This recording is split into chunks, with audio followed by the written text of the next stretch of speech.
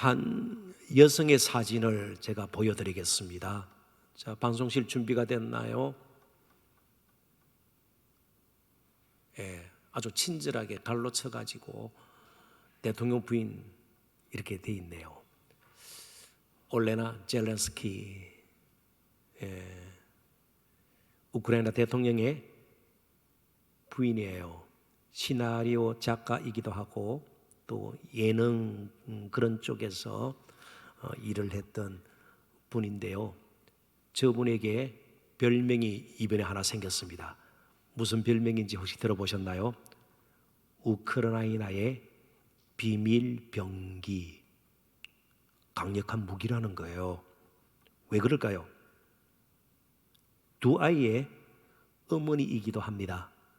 그러니까 정부 요직에 있는 사람들이 피하라 그럴까요? 그냥 우크라이나에 남으라고 그럴까요? 다 피하라고 그렇죠. 아이들과. 여사께서는 피하는 게 좋겠습니다. 거절했어요. 나는 남편 곁에 있고, 물론 어디에 있는지 밝혀지지는 않습니다. 왜요? 언제든지 암살의 위험이 있기 때문에요.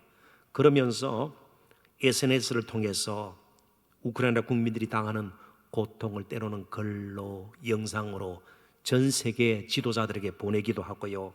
또 암울한 가운데 있는 국민들에게 계속 보내면서 내가 당신과 함께 있노라 그러면서 많은 그리고 깊은 좋은 영향을 미치고 있습니다. 그러다 보니까 웬만한 미사일, 탱크보다도 훨씬 강력한 힘이 있는 거예요. 우크라이나 국민들을 하나로 묶어주는데 대통령뿐만 아니고 대통령의 부인까지 이렇게 자신의 안전을 팽개치고 자신을 들여서 정말 고통 가운데 있는 국민들과 함께하는 것이 보여지니까 그 자체가 힘이 되는 것입니다. 예수님의 십자가는 바로 그런 힘이 있는 것이에요. 그래서 미국의 목회자요 작가의 맥스 루케이도는 이런 말을 했습니다.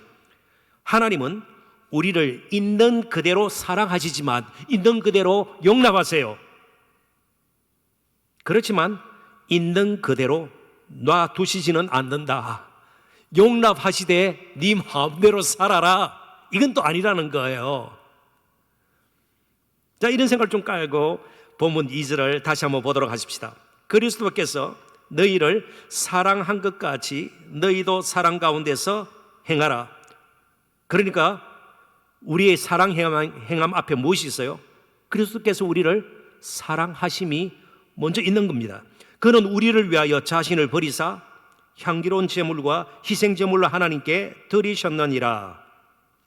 십자가 지신 예수님은 하나님께 우리의 죄를 속하기 위해서 드려진 속죄 제물이었습니다. 자신의 죄 때문에 속죄 제물을 드린 것이 아니었습니다. 뭔가 유명세를 타려고 세상적으로 성공하기 위해서 예를 쓰다가 그냥 비참하게 십자가를 친 것이 아닙니다. 애당초 저와 여러분 스스로의 힘으로는 도저히 하나님 앞에 나아갈 수도 없고 어렵게 설 수도 없는, 구원하고는 전혀 관계가 없는, 구원의 가능성은 조금치도 없는 우리를 위해서, 께서는 우리의 죄를 속하기 위해서 드려진 속죄 제물이었습니다.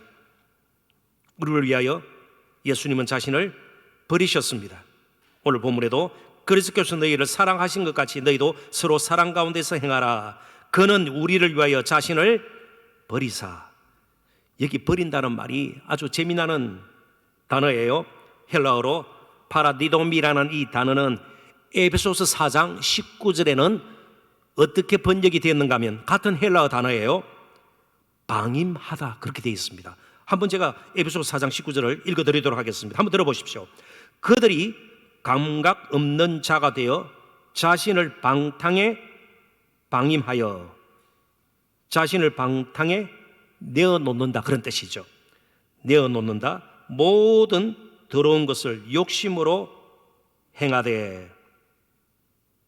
그러니까요, 결국은요, 우리가 가진 것, 우리가 이룬 것, 자신이 가지고 있는 지식, 그죠? 돈 해봤자 그게 그거예요. 그런데 이걸 어디다 내어놓는가의 문제가 우리 한 사람 한 사람 인생을 달라지게 만들 수가 있다는 겁니다. 먼저 우리를 위해서 자신을 버리신 그 십자가의 사랑, 예수님의 사랑을 깊이 경험할수록 우리는 우리에게 속한 것들을 함부로 아무데나 내어놓지 않는다는 거예요. 가치 없는 일, 무의미하게 느껴지는데 시간을 보내고 사소한 일에 인생을 걸고 우리의 물질이나 재능이나 우리의 힘을 함부로 사용하지 않는다는 거예요.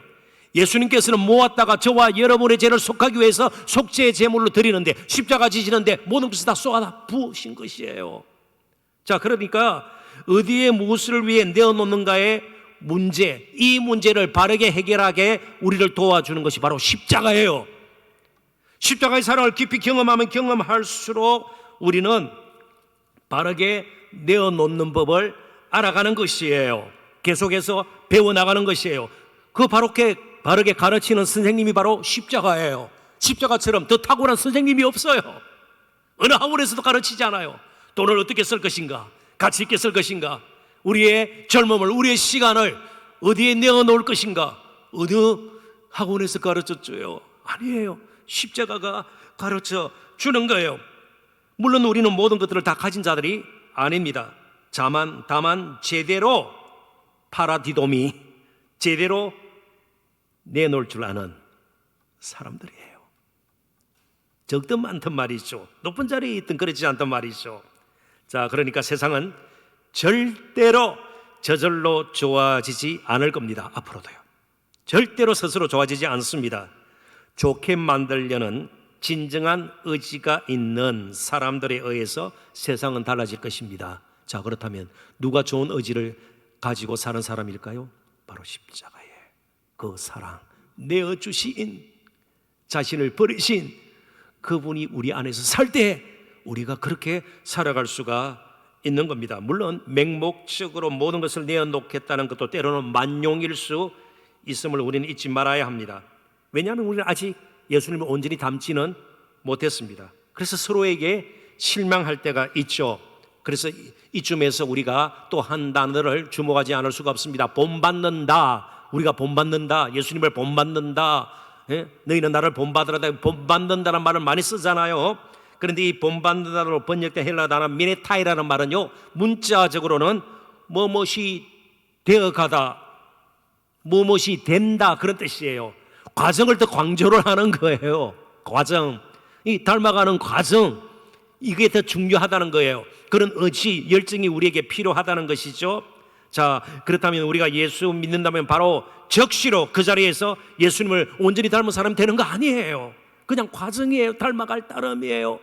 그러면요, 어떻게 더 할 수 있다면 더 바르게, 그리고 그래도 조금 더 빠르게 닮아갈 수 있단 말이죠. 그건 십자가의 사랑이 경험되어질 때요, 자신을 버리신 그 예수님이 우리에게 깊이 경험되어질 때입니다.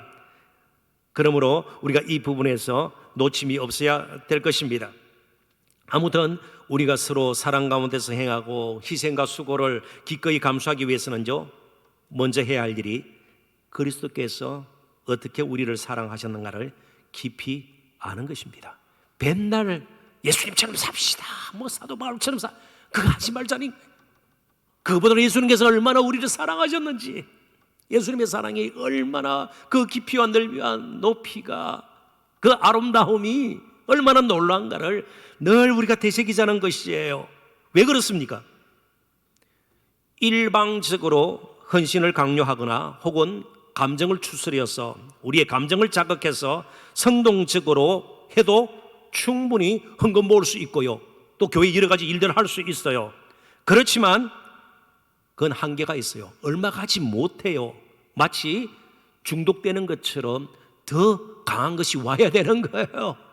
근데 십자가의 사랑은요, 잠잠히 흐르면서도 가장 강한 힘을 가지고 있어요. 그래서 우리의 헌신이 자발적으로, 그것도 자연스럽게 그리고 지속적으로 가능하려면 그 십자가의 사랑이, 그 은혜가 우리에게 잠잠히 흘러나와야 되는 겁니다. 그래서 제가 몸담고 있는 복음연합, 거기에서는요, 이걸 복음 DNA라 그래요. DNA가 뭐예요? 뭐 우리 식구 그냥 유전자 비슷한 건 아니에요. DNA가 있어야 돼요. 자, 부모를 누가 가장 닮았을까요? 아주 연기를 잘하는 어떤 특정 배우가요? 아니죠. 부모를 누가 제일 닮았을까요? 자식들이요. 왜요? DNA 때문이에요. DNA 때문에요. 그러니까 이 복음 DNA로 우리가 젖어 있으면 생각에, 말에, 행동에 인생 반향 잡는데요. 그리고 무엇인가 사용하는데 복음 DNA가 서려져 있으면요, 예수님 닮는 거예요. 예수님께서 뿌리신 것처럼 자신을 내어놓을 수가 있는 것입니다.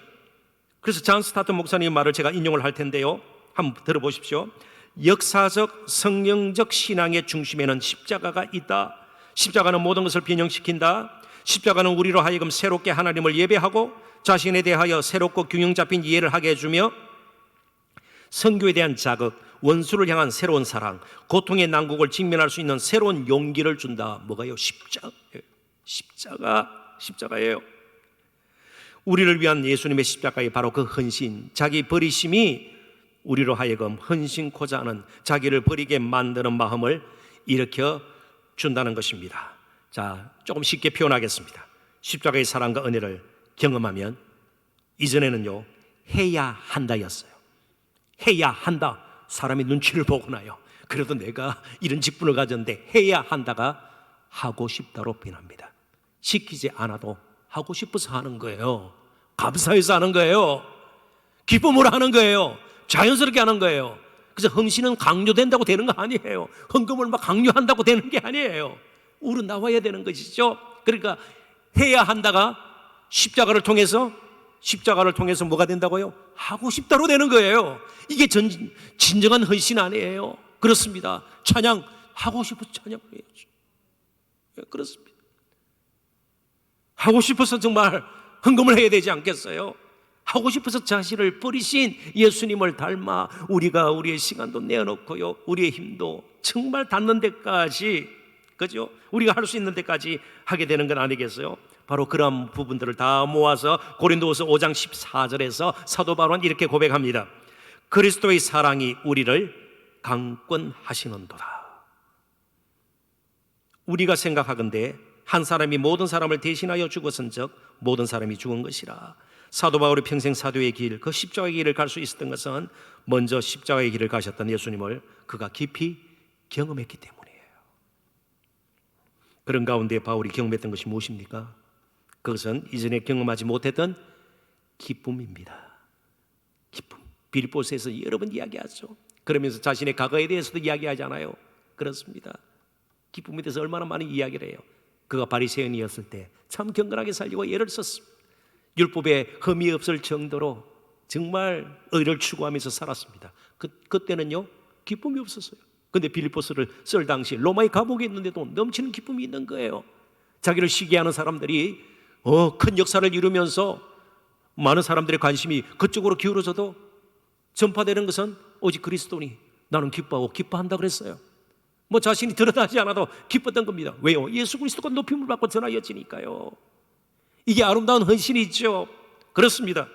정말 예수 그리스도의 십자가의 그 사랑, 은혜, 그것이 우리에게 흘러 넘치게 되어 우리가 헌신하게 되면 기쁨이 생겨요. 억지로 하면요, 기쁨이 없어요. 비교하게 되고요, 그러지 못한 사람 미워지게 되고요, 경쟁이 되고요, 나중에는 불쾌해져요. 알아주지 않으면요, 보상심리 때문에 마음이 상하고 낙심되고요, 그렇게 되는 거예요.